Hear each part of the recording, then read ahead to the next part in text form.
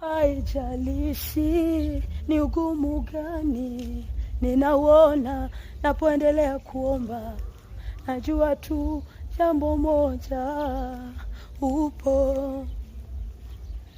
Haijalishi hata dalili za uwepo wako hazionekani, najua tu jambo moja, upo. Kwanza nasoma kwenye maandiko, unasema macho yako yatelekea hapa, usikie kuomba kwa watu wako Israeli.